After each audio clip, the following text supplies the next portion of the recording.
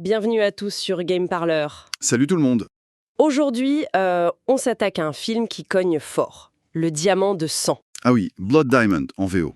Un film d'Edward Zwick qui, franchement, ne laisse pas indifférent. C'est clair. Il nous plonge direct en Sierra Leone fin des années 90. Guerre civile hyper violente, trafic de diamants. Oui, ça secoue pas mal. Préparez-vous. On va décortiquer un peu tout ça. L'histoire, les personnages, Solomon Vandy, Danny Archer, Maddie Bowen.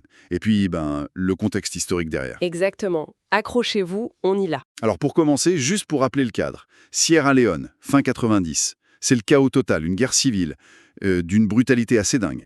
Et cette guerre, elle est en partie financée par ce qu'on appelle les diamants de sang ou diamants de conflit. C'est ça.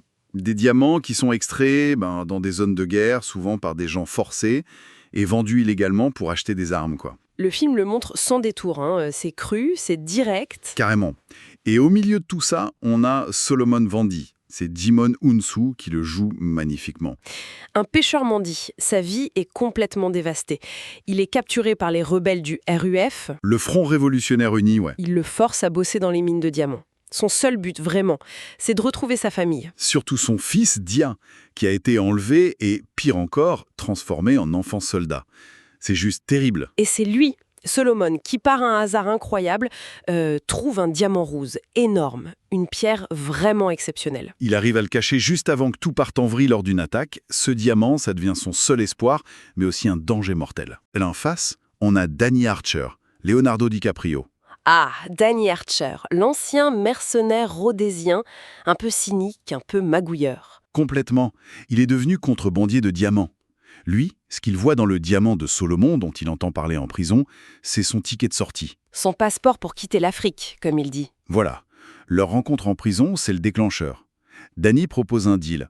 Aide-moi à retrouver le diamant et je t'aide à retrouver ta famille. Une alliance improbable, née du désespoir de l'un et de l'opportunisme de l'autre, au départ en tout cas. Exactement. Et il ne faut pas oublier Maddie Bowen, la journaliste américaine, jouée par Jennifer Connelly. Elle, son but, c'est de dénoncer le trafic, de montrer comment ces diamants arrivent jusque chez nous dans les bijouteries. Elle apporte une dimension éthique. C'est un peu notre regard extérieur sur ce drame. Sa relation avec Danny est tendue. Oui, mélange d'attirance, de méfiance, d'intérêt qui s'opposent un peu. Lui veut la pierre, elle veut l'histoire. Et donc, le film, c'est une espèce de course contre la montre, non ? Carrément, il faut retrouver ce diamant que Solomon a enterré. Échapper aux rebelles, qui sont menés par un commandant borgne assez terrifiant. Sans oublier les mercenaires du colonel Kodze, l'ancien patron de Danny, qui veut aussi sa part du gâteau. Et tout ça en cherchant la famille de Solomon dans un pays en plein chaos. L'attaque de Freetown, par exemple, c'est...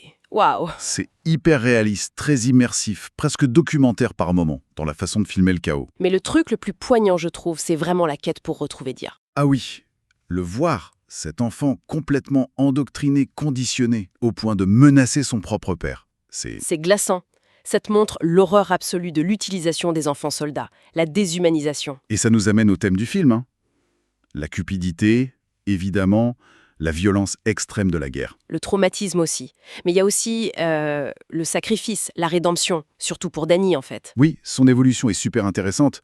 Il part vraiment comme un type égoïste et à la fin... La scène finale de Danny. Blessé, il sait qu'il ne s'en sortira pas. Il s'assure que Solomon et Dia puissent s'enfuir avec le diamant. Et il passe ce coup de fil à Maddie pour lui donner les infos pour qu'elle puisse exposer tout le réseau. C'est un acte de rédemption fort, avec ce paysage africain derrière lui. Ça donne presque un sens à sa vie un peu chaotique. Tout à fait.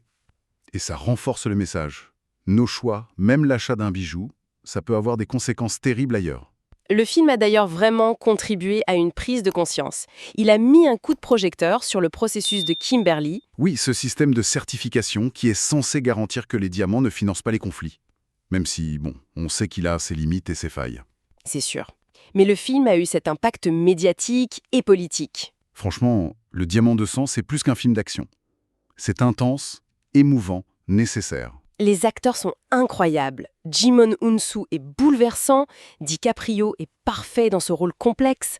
Ouais, un mélange réussi d'action, de drame humain et de message politique. Mais sans être lourdement didactique, tu vois. C'est ça te prend aux tripes, ça te fait réfléchir. Au final, on pourrait se demander ce qui a vraiment changé depuis. Et quels sont les autres diamants de sang d'aujourd'hui, dans d'autres industries peut-être. Bonne question, ça laisse matière à réflexion. Et pour celles et ceux qui nous écoutent, qu'est-ce que vous en avez pensé de ce film? Il vous a marqué? Oui, venez nous dire ça en commentaire. Et surtout, si vous avez des idées pour le prochain film ou jeu qu'on devrait décortiquer. On est preneur. N'oubliez pas de vous abonner à Game Parler, que ce soit sur Spotify, Apple Podcast, YouTube, bref, là où vous nous écoutez. Merci beaucoup pour votre écoute et à très bientôt sur Game Parler. Ciao!